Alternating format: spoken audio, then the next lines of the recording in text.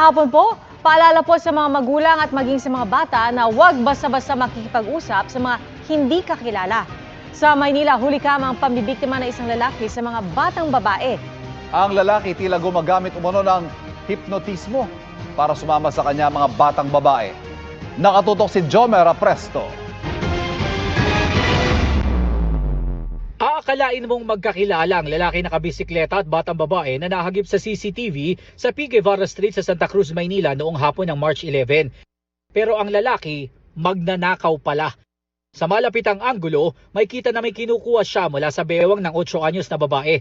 Cellphone na pala ito ng biktima na may nakaipit pang 1,000 piso. Ayon sa ina ng bata, nanghingi ng perang anak at nagpaalam na bibili ng merienda sa tapat ng kanilang bahay. Pero kalahating oras bago nakabalik ang anak na umiiyak. Natangay na pala ang gadget ng bata ng lalaki na nagpanggap umanong kakilala nila. Sumama daw po siya, isosoli yung plancha namin. Ang pangalan daw, Topper. Yun daw po yung binanggit sa kanya. Mula sa Oroqueta, naglakad ang lalaki at biktima hanggang sa P. Guevara Street.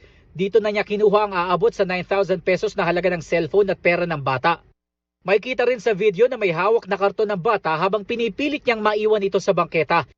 Sa hindi malamang dahilan, napapayag niya ang bata na huwag sumunod sa kanya. Umaga naman ng March 19, nahuli kamang lalaki sa bahagi naman ng Punta Santa Ana, Maynila. Pareho sila ng damit at sombrero ng lalaking nagnakaw sa Santa Cruz. Sinundan niya ng tingin ng 11 anyos na babae na bibili lang ng ulam noon sa karinderya. Lumapit siya sa bata pero umalis din kalaunan. Hinintay niya pala sa kanto ang bata. Ang sumunod na eksena, kasama na niyang naglalakad ang bata. Isang kakilala ang nakakita sa bata habang nakasakay na sa bisikleta ng lalaki. Nag-alala raw ang kakilala dahil inaamoy-amoy ng lalaki ang buhok ng bata. Tinanong niya, kilala mo ba yan? Hindi. Pinababa niya yung anak ko. Nilagay niya po sa gilid niya, inawaan niya. Agad daw tumakas ang lalaki. Ayon sa barangay, kagaya sa nangyari sa naunang biktima, nagpanggap di nakakilala ng lalaki ang nanay ng bata. May ginawa rin daw ang lalaki kaya niya tuluyang napasama ang biktima. Parang hipnotismo. No, pumitik na ganyan na susunod ka na. Halika na. Sumunod na lang din daw siya.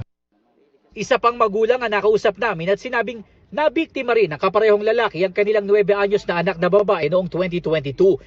Muli raw na numbalik ang kanyang galit sa lalaki nang mapanood sa balita ang sinapit ng iba pang biktima.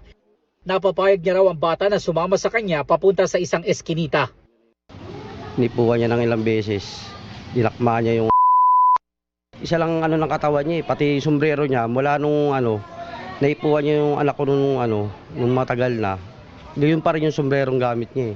Hanggang ngayon ganun pa rin. Ayon sa mga magulang ng mga biktima, nag-iwan ng trauma sa kanilang mga anak ang nangyari. Panawagan nila sa pulisya at lokal na pamahalaan na mahuli ng lalaki upang hindi na makapambiktima pa. Sinusubukan pa namin makuha ang pahayag na Manila LGU at Manila Police District. Para sa GMA Integrated News, Jomer Apresto, nakatutok 24 oras.